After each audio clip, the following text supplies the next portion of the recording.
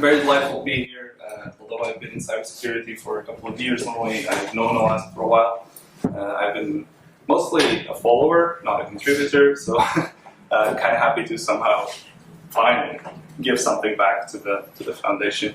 I gave a talk once in the Cluj chapter, but I guess this finally. So I'm here today to discuss a little about surface security, which is now an open source project that we achieved recently in Pettypower Betfair, now Flutter UK and I, which most of you know, TIT shop that is in Porto, I believe. These are the main three topics that I'll be covering because all of them have a lot to talk about. Now, next should be my least favorite slide, almost mandatory in these things, which is a bit about myself. As I said, I'm an InfoSec engineer. Don't be convinced that the title is much, but it's just an InfoSec engineer, classic one, in the Flutter UK and I division. Part of the Flutter group, for those who don't know, it's one of the largest sports gambling groups in the world, comprising many brands from Pettypower, Betfair, PokerStars, and the list keeps growing.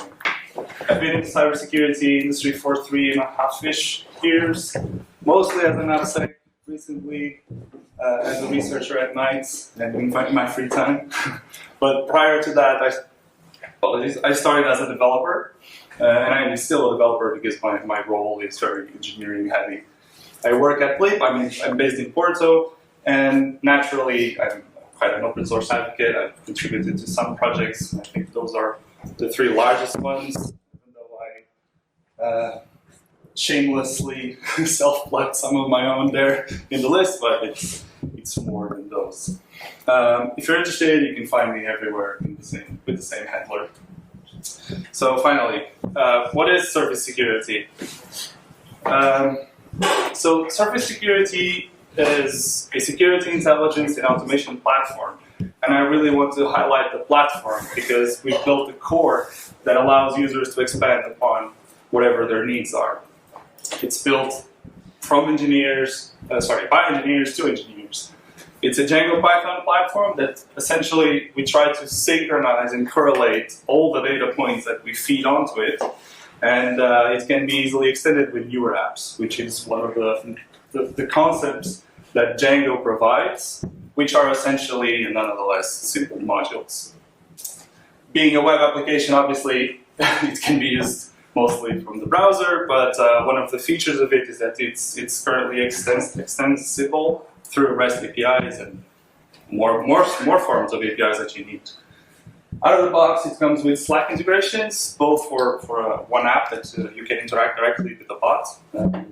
I'm not allowed to show it here, but essentially, you can ping it one IP that you have in your infrastructure, and it will respond everything back that it has on it, which is amazing, especially if you have work in cybersecurity and you need to find the owners of things. It's a lifesaver.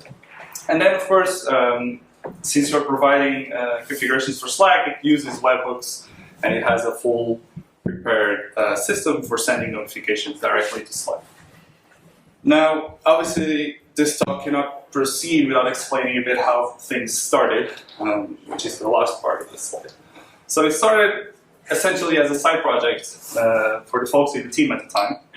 At the time, it still was Pettypower Betfair before all the mergers and acquisitions, and it just grew out of usefulness, honestly. So initially, it was just an idea that the engineers of the team had, and as they started to develop and reference to it for other people outside even the team, things just grew out of exponentiality because everybody understood how important it would be to have a centralized piece of information about everything that your IT infrastructure has, which is what most companies don't have, and it's very, very needed for AppSec because you can't secure what you don't know that you have.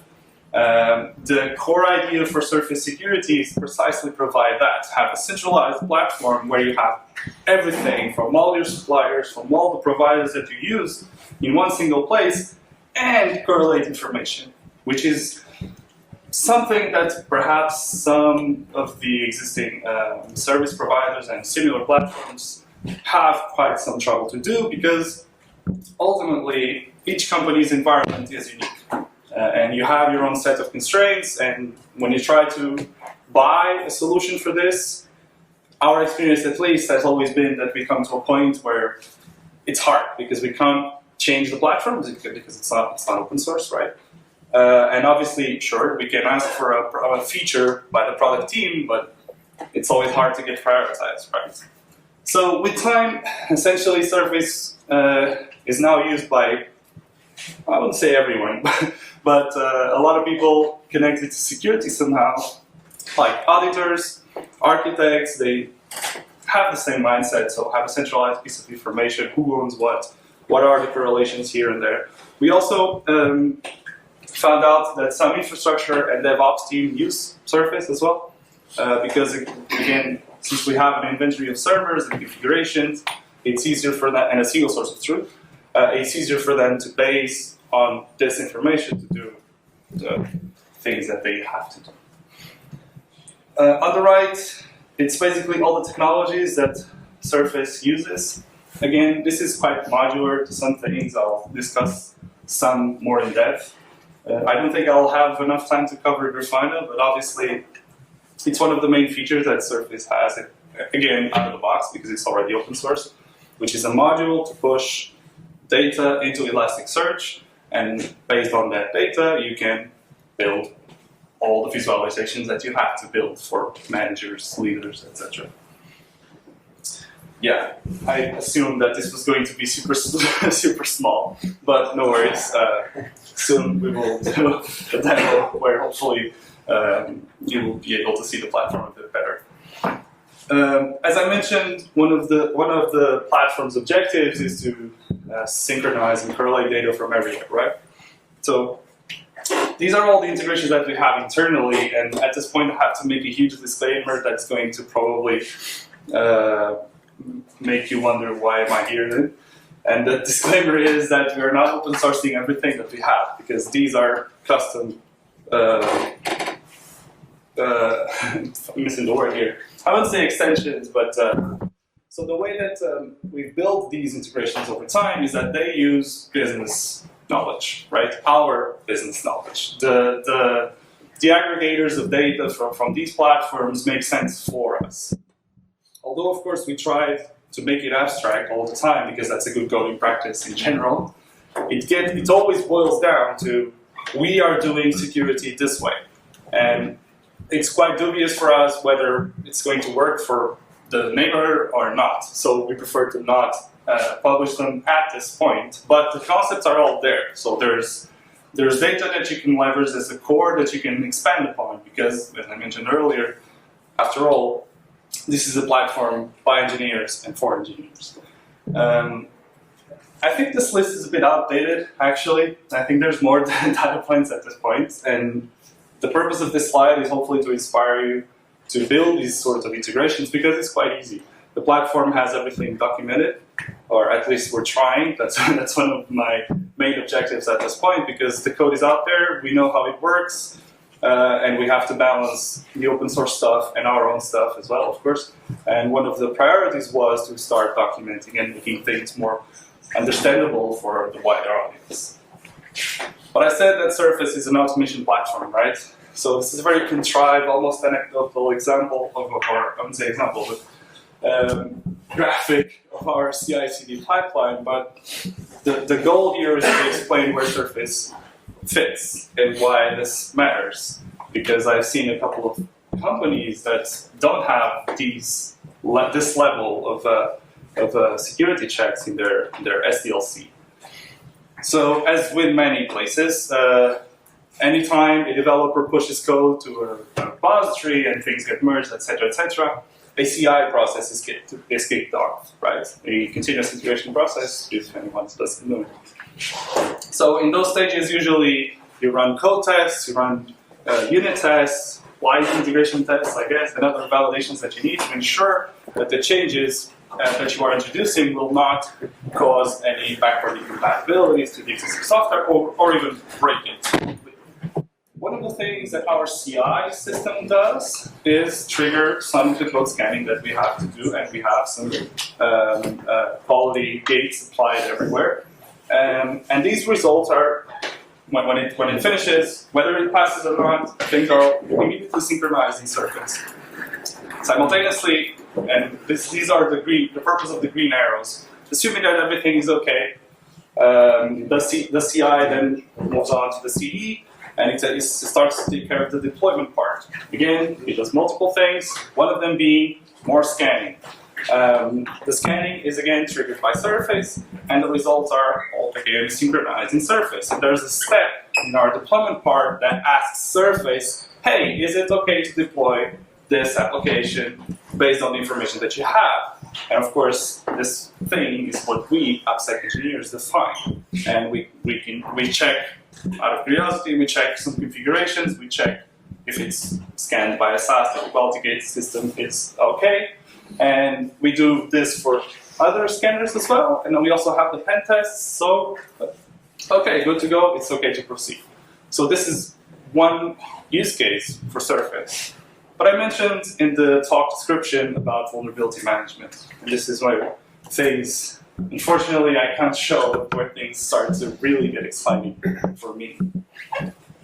So, as mentioned earlier, we are ultimately synchronizing data from everywhere.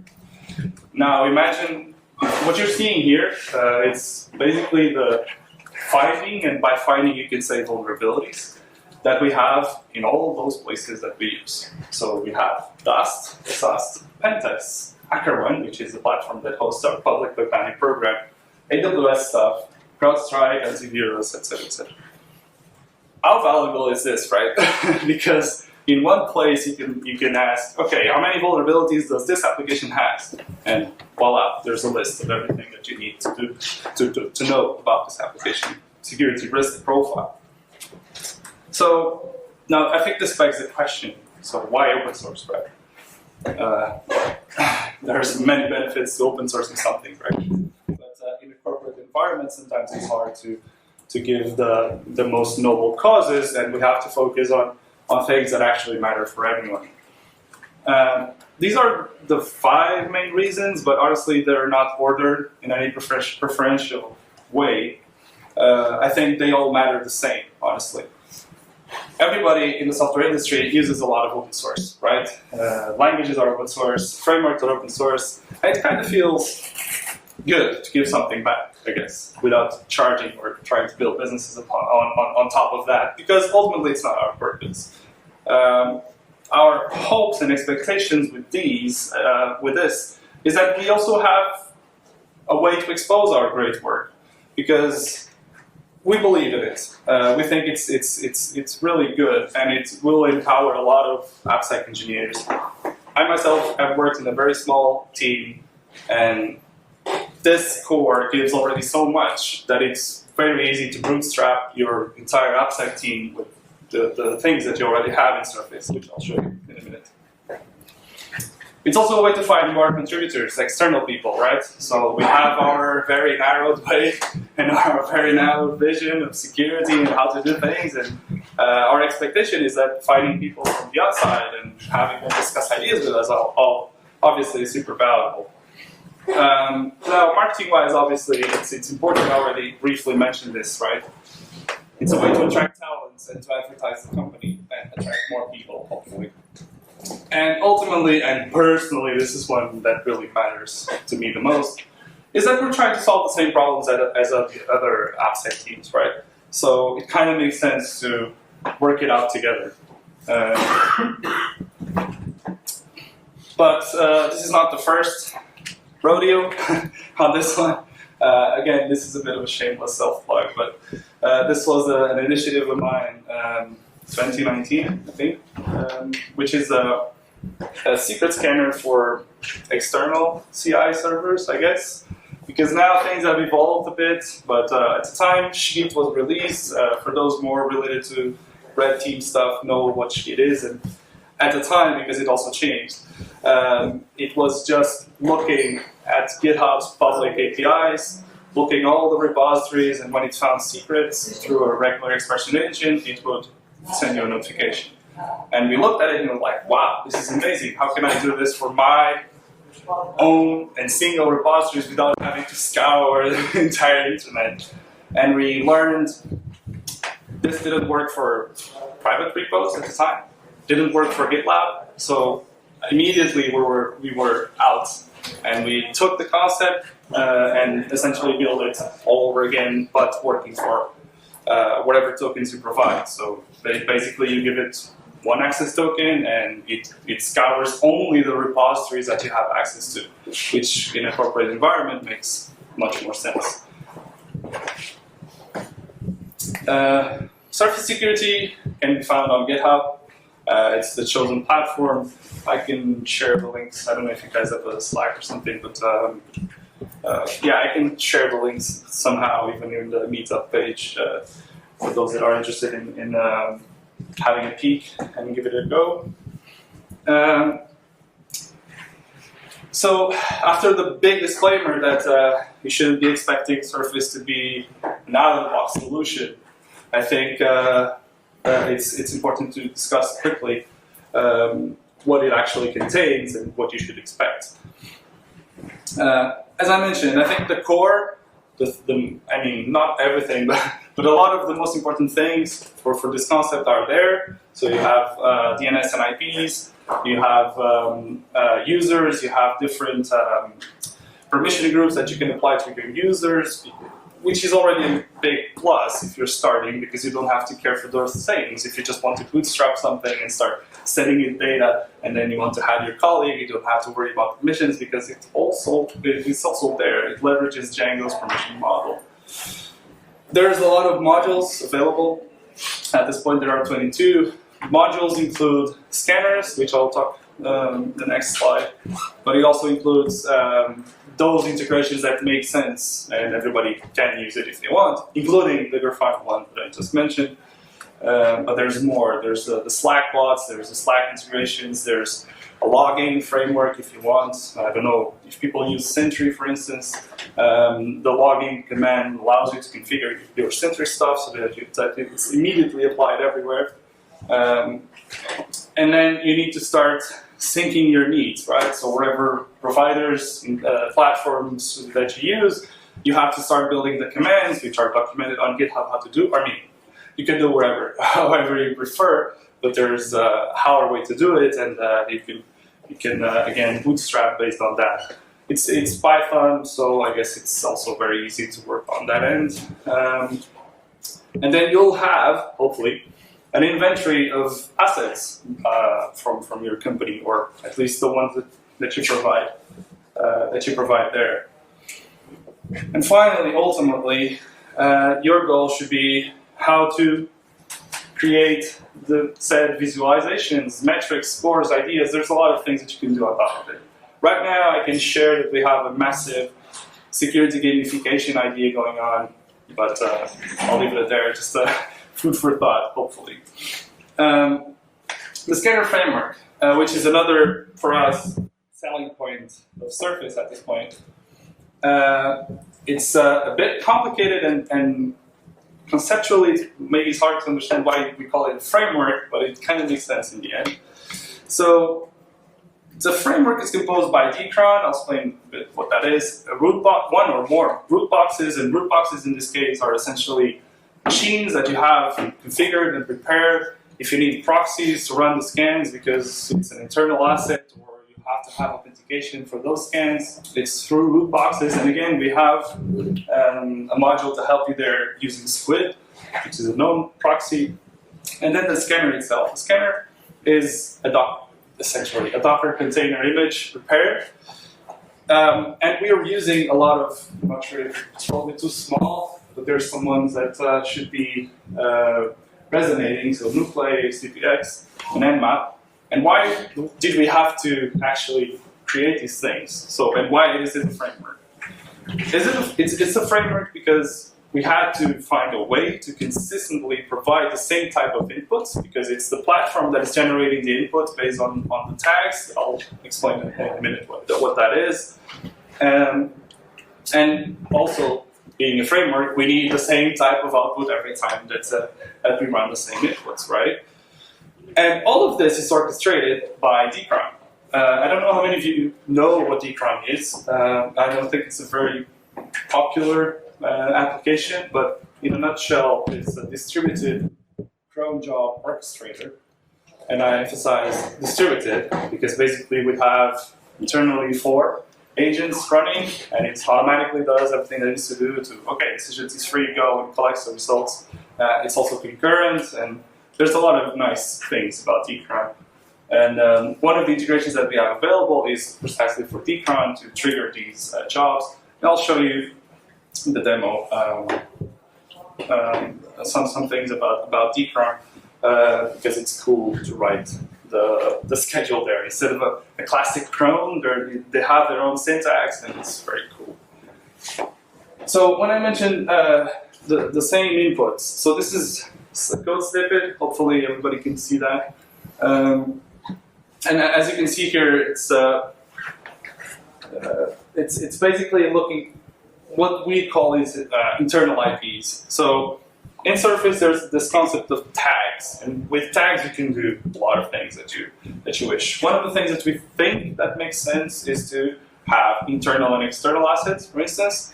And again, one of the inputs that you can provide to scanners are internal or external IPs, because it's going to use the tags to get those data points from your database. And what you're seeing here are 2 of the many inputs that you can provide to scanners, and as you can see, basically the input is going to be the same for all the scanners, right?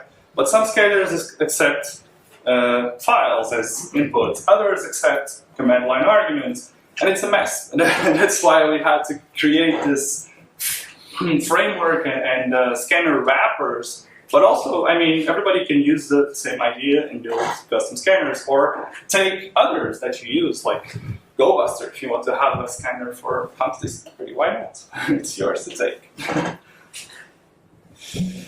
So this is the sad part, I guess. One of them I already discussed. It's not a plug-and-play solution. We don't believe much that would work because it's always very complicated, especially as the company size grows. It's really tough to find a plug-and-play solution for this kind of thing that we're trying to solve, which is ultimately have a single source of truth and have data correlated.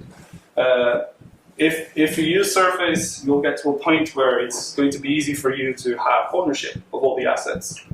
And if anyone works in OPSEC, this is like heaven. It's very hard to have ownership of everything. Of course, you need to have things that you want to synchronize, whether that is DNS records from Cloudflare, AWS, Azure, whatever you're using. You have to build the integration for that platform that makes sense for you. You can start also expanding on top of the existing data models, and you can create your own. It's an open source project ultimately, right? You can start to do with it whatever makes sense for your use case. But obviously this requires some plan or creativity and some database knowledge, of course, how to make things work well. Because, I mean, if you start to build things not in a very efficient way, database-wise, it's going to be quite painful if you start to have a lot of data. So, again, from engineers, by engineers, to engineers. So, quick demo. Okay. This is what you would get out of the box. The only additional thing that I added was a container running Joystrap just to show you one of the scanners running. And I did this last night, and I found out that Nmap scanner is not supported for ARM. So basically we actually have to, but it's our fault actually. We built the wrapper, but we didn't publish an ARM image, and that's why the scanner won't work. So For the things out of the box, okay, so things are a bit stripped. Here you can configure useful links, which can be like internal platforms that are commonly used. For instance, you have the full list of modules that I'll try to go through very quickly, just to kind of make sense of things and explain some ideas. So this first one, authentication and authorization, is basically all about Django permission model. The idea is that you can create groups of permissions that you can assign to users, and you can do something like, if you have an auditor that needs view access to everything, okay, you can create a group, auditors, give view access to everything.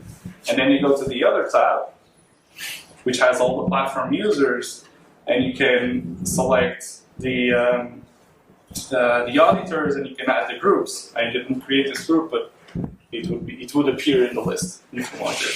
But if you say there's one person that needs one weird user permission for whatever weird reason, you can also add it down below. Dcron. So, as I mentioned, Dcron is a distributed job scheduler, or orchestrator if you prefer. And we like it a lot because of this feature, the schedule. So this is built in Dcron. And I don't have internet to show you, but they have a full cron spec, which is basically the regular cron from Linux with the added seconds, and they also have some of the schedulers possible, like the one that you see here manually. There's manually hourly, yearly, monthly, and you put the time, a timestamp, and it works. So this is like the cron on steroids in our perspective. From Surface side, which is basically a plugin for Dcron, so this is also possible in Dcron. You can even run shell commands, and we use this for a multitude of purposes, not just starting our commands that synchronize data from AWS and whatever other provider we're using, but also maintenance and data cleaning. So because sometimes we have so much data that we have to have routines running like every 6 months or whatever, just to clean up all records of things that are no longer relevant, right? Which will take me to another app that we open sourced recently. But if you want, you can even use shell just by ticking this box right here. You can run echo or whatever you need. This is very flexible. But Dcron also comes with an interface. Sometimes it's very slow, but apologies. Like it's running 7 with G-Shop containers in my box. So obviously you should have a distributed setup with more beef to it. This is the full interface of Dcron. It tells you all the nodes. I only have one for this demo. It works. You have the entire outputs of all the jobs. Here's the @one. That's very cool. If you have one specific thing to run, this is our way to schedule manual jobs from the scanner framework. When we do run scanner, it will do run this. It's just to run it once. But often we use a lot the daily one. And another cool thing about Dcron is that you can specify parent jobs. So if everybody has done web development, eventually you'll have some routines to run that should be like chained together. Using the parent features, you can do process to back. So run this one, next, run this one, run, and it's very cool. But this is all Dcron stuff. I don't want to take credit for things that we didn't build, so let's move on. Notifications. This is the notifications engine that we have built on it. I wrote an example here with the Dcron. So one of the things that Dcron does well, after running the jobs, it will send a success or failure message back, and you can use that to be notified, right? This notification engine works both with Slack and email, and there's two main concepts in this engine, which are the events and the subscriptions. So in the event, you're basically configuring the event that will trigger a notification. In this case, I'm saying dcron failed job, and then when you're adding a subscription, you specify which event you're adding, and you can specify Slack or email. I won't do Slack because permissions will fail, I think. But if I try, well, sorry, Slack, never mind. This is what a subscription would look like, but this will fail because I don't have configured any Slack token. But it would show up this subscription. Next time that dcron triggers the event, it will look into the subscriptions. Okay, I have to send this Slack message. I'll send the Slack message.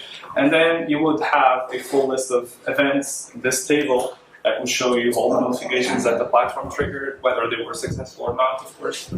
And this own app can trigger its own notification as well. So if your notifications fail and you want to be notified, you can do so. The Slack bot. So since you are configuring Slack and giving it some permissions, we thought it would be interesting to synchronize all the users from Slack, right? We don't do this, but this is just food for thought.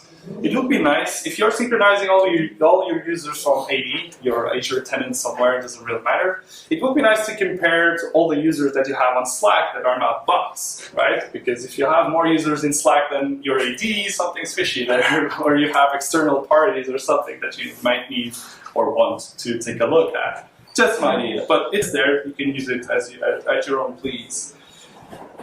DB cleanup.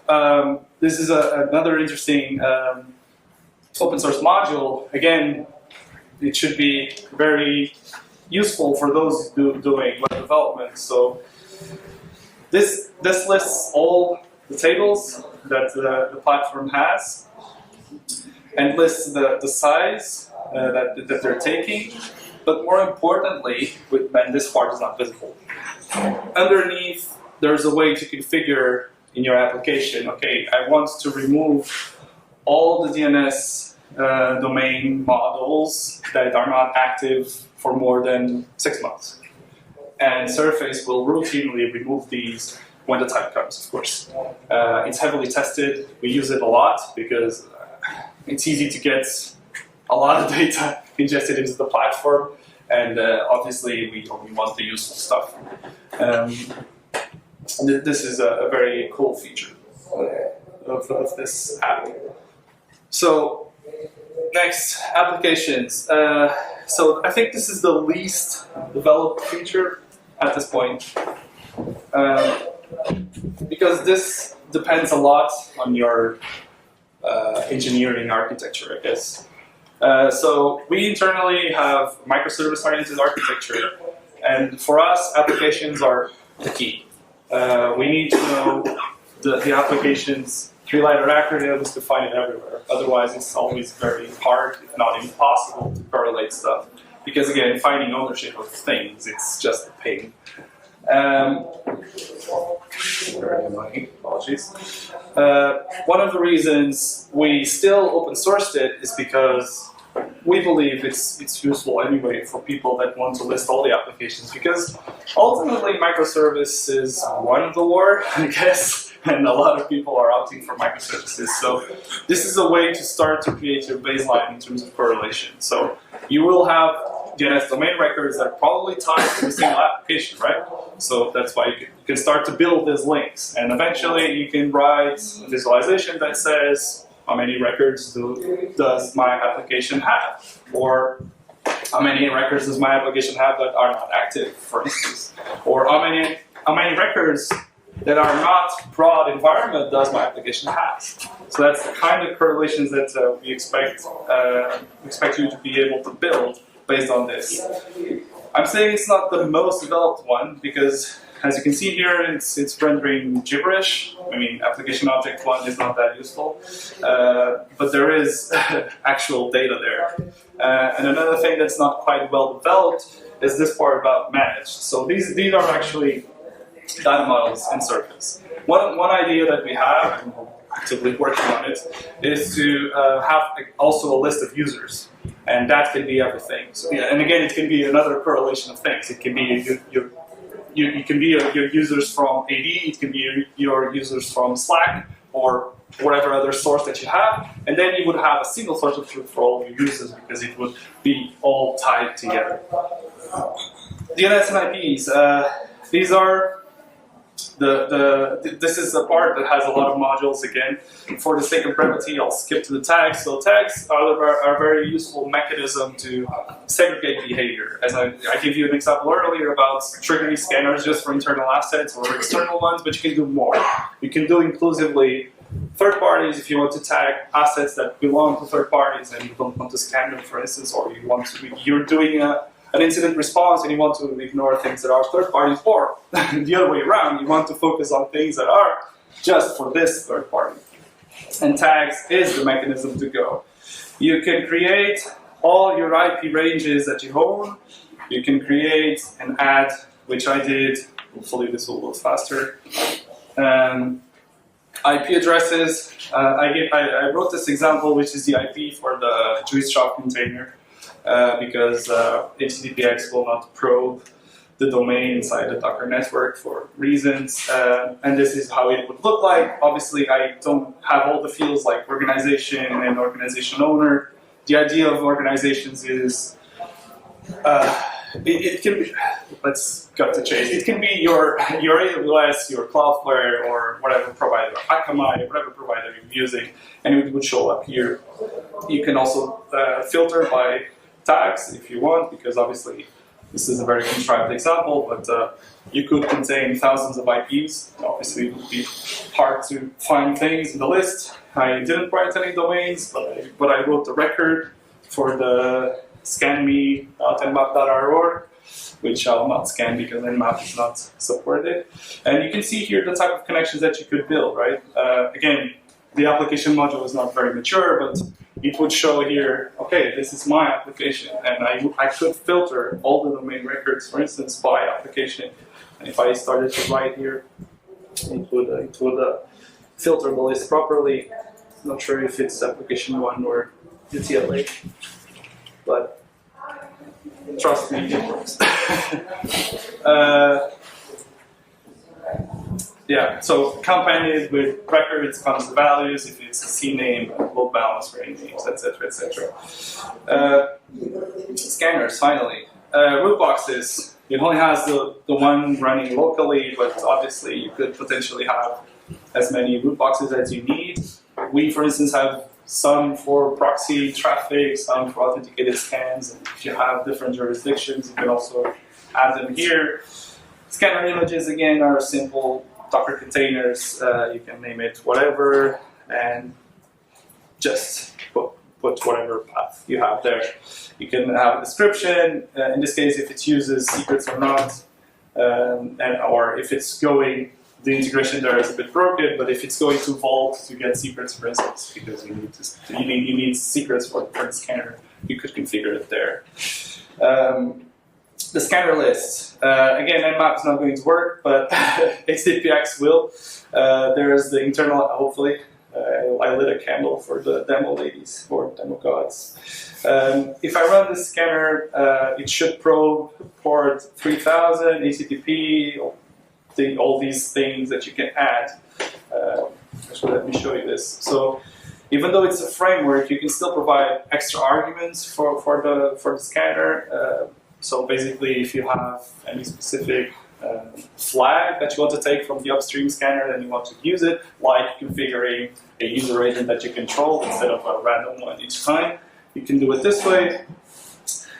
There is a baseline parser, and as the name suggests, this is like a generic default parser that takes the output and tries. In this case, it doesn't do much, but the purpose is, of course, that you build your own parsers and again do your own business logic to it. And you can do a lot of things. At the time of the log4j, we had a custom parser that anytime there was a log4j finding, it would do a lot of things, including triggering some incidents. So if I run the scanner quickly, yeah, 1 minute, and after that I'm done. so it links, on top it links to dcron. The dcron part will not show you the full logs. It will just tell you that the scan works fine. And there you go, HTTPX started. This is because of the ARM stuff. The scanner started with 2 input records, and if I scroll to the right, there's the actual container logs. It's already done. And this is what you would get, again, from the basic parser. The expectation is that you build your own and expand this idea to do whatever you think makes sense. The other models that I don't have time to show, again, are based on these scanner results. There's a lot of things, again, that you can do, namely build some live hosts.